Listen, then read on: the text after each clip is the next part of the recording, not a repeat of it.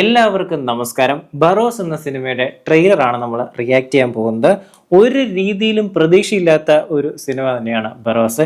ഇതിൻ്റെ ഒരു അനൗൺസ്മെന്റ് ടീസറൊക്കെ നമ്മൾ കണ്ടിട്ടുണ്ടായിരുന്നു. മോഹൻലാൽ വന്നിട്ട് ഞാൻ ബറോസ് എന്നൊക്കെ പറയുന്നത്, അതൊക്കെ ഭയങ്കര ശോകമായിരുന്നു. നമ്മളിപ്പോൾ അതിൻ്റെ ഒരു ട്രെയിലറിൽ എത്തിയിരിക്കുകയാണ്. ഈ സിനിമ ഇറങ്ങുന്നതിന് മുമ്പ് സിനിമയെക്കുറിച്ച് പുകഴ്ത്തുന്നത് അതുപോലെ തന്നെ അടിപൊളിയാണെന്ന് പറയുന്നതൊക്കെ നിർത്തുന്നതായിരിക്കും നല്ലത്. പലരെ കൊണ്ടും മോഹൻലാൽ അത് ചെയ്യിപ്പിക്കുന്നുണ്ട്. ബറോസ് മണിച്ചിത്രത്താഴിൻ്റെ അതേ ഡേറ്റിലാണ് ഇറങ്ങുന്നത്, മഞ്ഞിൽ വിരിഞ്ഞ പൂക്കളുടെ അതേ ഡേറ്റിലാണെന്നൊക്കെ അങ്ങനെയൊക്കെ പറഞ്ഞ് കുറേ സംഭവങ്ങളൊക്കെ ഇറങ്ങുന്നുണ്ട്. ഭയങ്കര സംഭവമാണെന്നൊക്കെ പറഞ്ഞ് എന്തിനാണ്, നമുക്കറിയാം വളരെ ഏതൊക്കെ അവസ്ഥയിലേക്ക് പോകുമെന്നൊക്കെ നമുക്കറിയാം ചില സിനിമകൾ. അപ്പോൾ അങ്ങനെ ഒട്ടും പ്രതീക്ഷയില്ലാത്ത ഒരു മോഹൻലാൽ ചിത്രം എന്ന രീതിയിൽ നമ്മൾ സമീപിക്കാൻ പോകുന്ന സിനിമയാണ് ബറോസ്. നമുക്ക് ട്രെയിലർ കാണാം.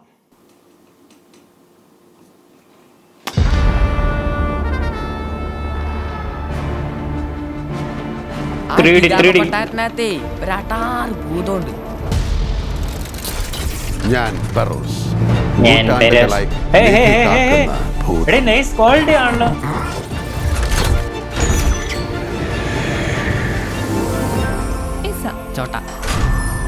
ഇസബെല്ല,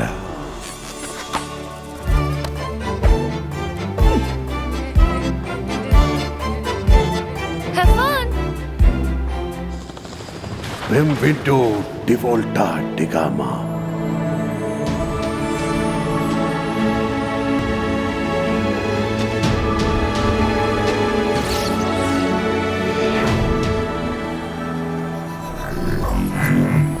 മറ്റൊരാളെ ഓർത്ത് തൂകുന്ന കണ്ണുനീരിലും മഹത്തായ ഒരു നിധി ഈ ലോകത്തില്ല മോളെ.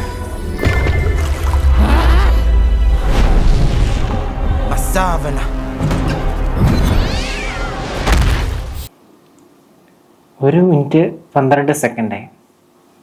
ഇത് ഒരു PC ഗെയിം ഉണ്ടാക്കിയാൽ പോരായിരുന്നോ? ഒരു ഗെയിം കളിക്കുന്ന ഒരു ഫീല് മാത്രമേ കിട്ടുന്നുള്ളൂ.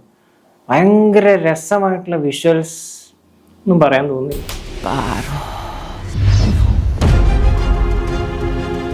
അടുത്ത് കാണാം.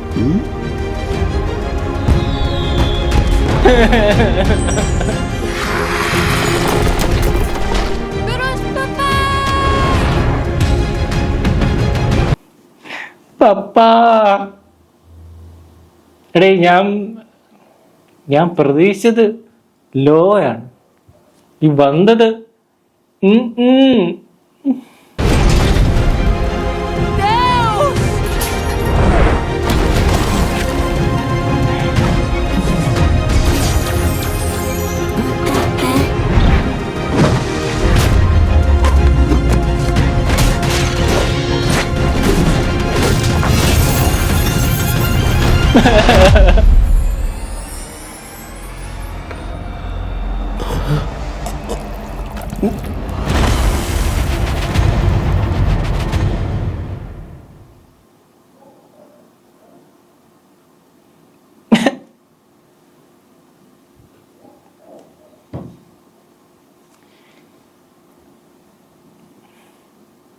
ഇത് തുടങ്ങി കുറച്ച് കഴിഞ്ഞപ്പോൾ പൃഥ്വിരാജ് സെറ്റിൽ നിന്നൊക്കെ പോയെന്നൊക്കെ കേട്ടായിരുന്നു കേട്ടോ. എനിക്ക് ഈ ട്രെയിലർ കണ്ടാൽ ഭയങ്കര സങ്കടമാകുന്നു കേട്ടോ. ഫാൻസ് ആയിട്ടുള്ള കുറേ പേരുണ്ട് ഇങ്ങനത്തെ സിനിമകളൊക്കെ കാണാൻ വേണ്ടി. മോഹൻലാലിൻ്റെ എത്ര മോശം പടമാണെങ്കിലും എത്ര കൂറ പടമാണെങ്കിലും കാണാൻ താല്പര്യമുള്ളവരുണ്ട്. അവരുടെ ഒരു അവസ്ഥ ഓർത്ത് നോക്കുമ്പോൾ ഭയങ്കരമായിട്ട് സങ്കടം വരുന്നു. ഭയങ്കര ശോകം സാധനം കേട്ടോ വന്നിരിക്കുന്നത്. ക്വാളിറ്റി മേക്കിംഗ് ഒന്നും അല്ല. അയ്യോ, എന്തൊക്കെയോ കാണിച്ചു വെച്ചിട്ടുണ്ട്. അതിൻ്റെ ഗ്രീൻ സ്ക്രീൻ വെച്ചിട്ടുള്ള ഇടിയൊക്കെ കണ്ടോ നിങ്ങൾ? മോഹൻലാൽ ഡയറക്റ്റഡ് ബൈ എന്ന് പറയുമ്പോൾ ഇങ്ങക്ക് ക്രൂ ഒന്നുമില്ല, ഇങ്ങനെ ഒറ്റയ്ക്കായിരുന്നു ഡയറക്ഷൻ. എനിക്ക് അങ്ങനെയാണ് തോന്നിയിട്ടുള്ളത്. ഭയങ്കര വേസ്റ്റ് ട്രെയിലറായിരുന്നു കേട്ടോ. എന്തിനാണ് ഇങ്ങനെ മോഹൻലാൽ കഷ്ടപ്പെട്ട് ഉള്ള ഇമേജും കൂടി ഇല്ലാണ്ടാക്കുന്നതെന്ന് മാത്രമേ എനിക്ക് ചോദിക്കാറുള്ളൂ. ഇങ്ങനത്തെ സംഭവം ഒന്നും കാണാണ്ടിരിക്കുന്ന കേട്ടോ ശരിക്കും പറഞ്ഞാൽ നല്ലത്.